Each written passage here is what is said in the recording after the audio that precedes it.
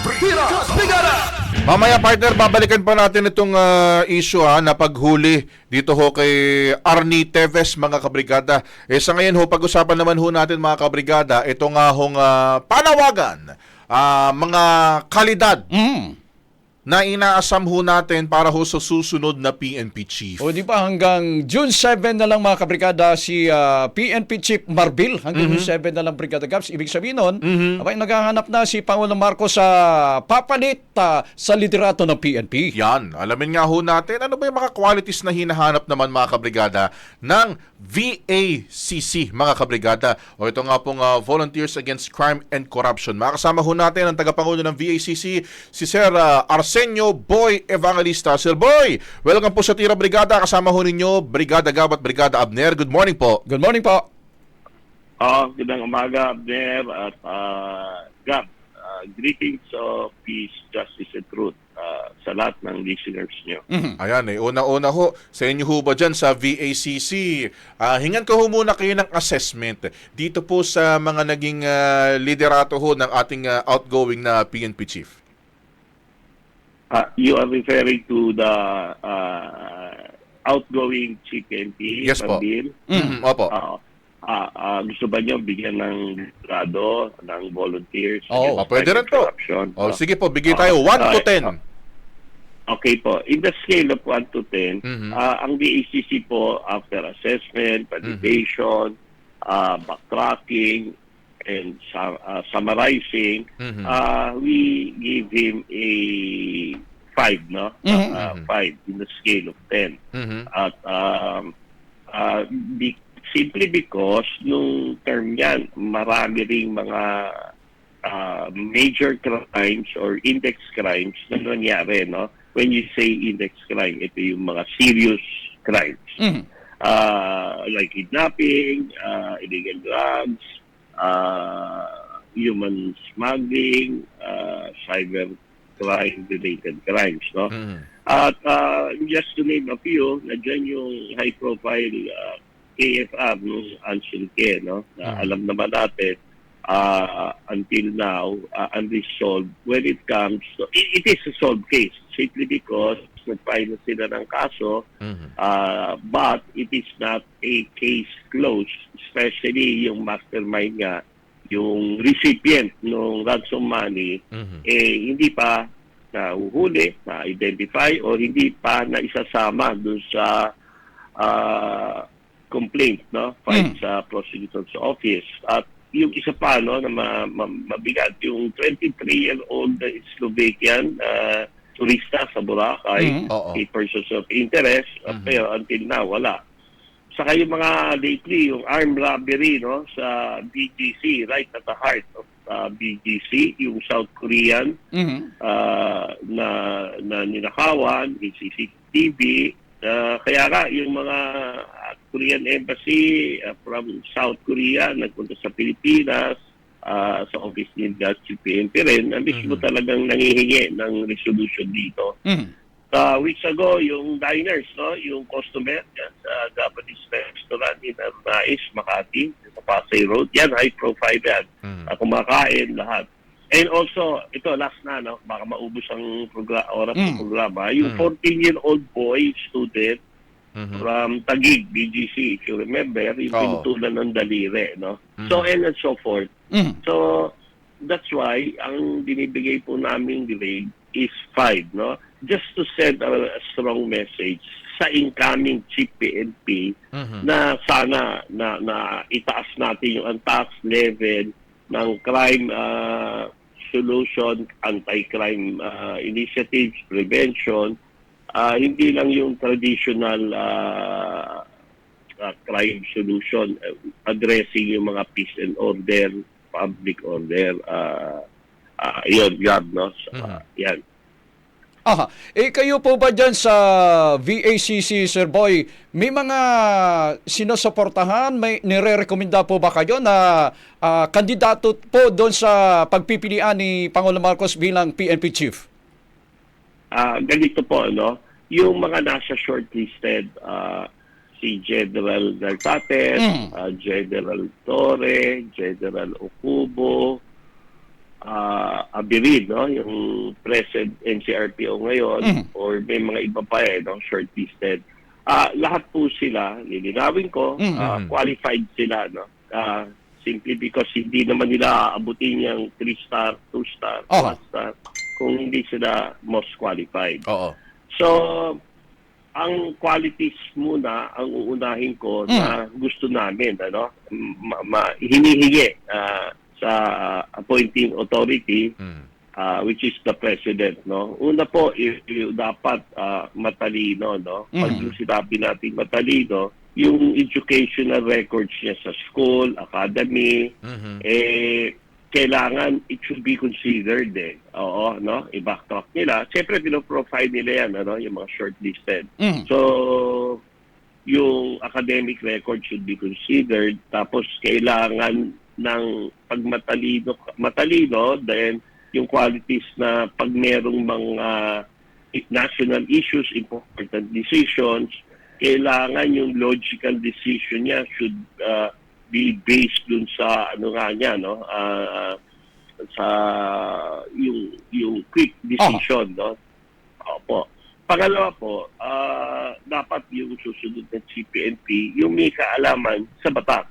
Kasi po, ang law enforcement, ang police, law enforcement, ang primary function yan or primordial function is law enforcement. So, kailangan knowledgeable siya sa batas. Maalam ba? Yung dapat maalam siya sa batas. Tapos, number 3, ito importante rin po. Hindi dapat corrupt, no?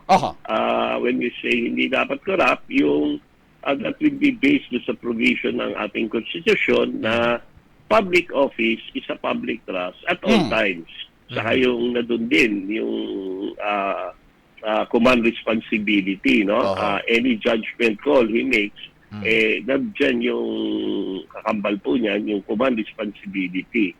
At ito rin, gusto namin nga kasi what I mentioned earlier is yung dapat yung qualities na yung hindi traditional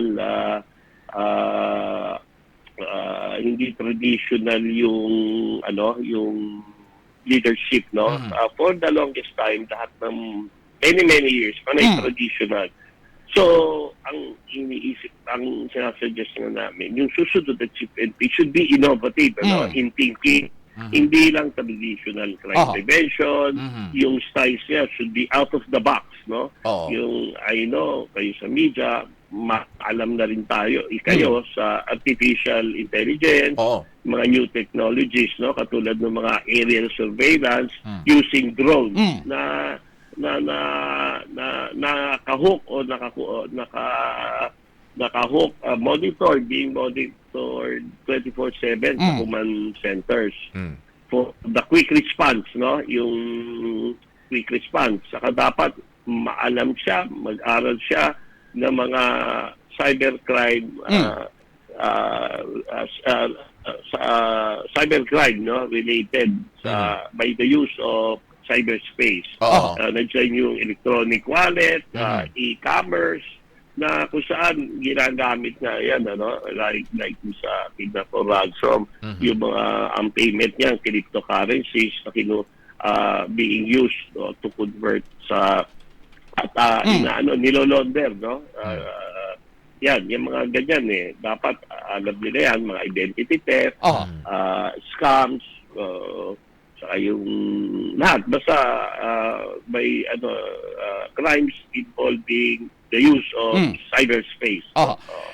Doon saka ito, may isa pa sana, Sige ho. dalawa. Sana ang magiging susunod ng CPNP is God-fearing, yung may takot sa Diyos. Tapos, of course, meron siyang magandang good track record, blemish na walang mansa.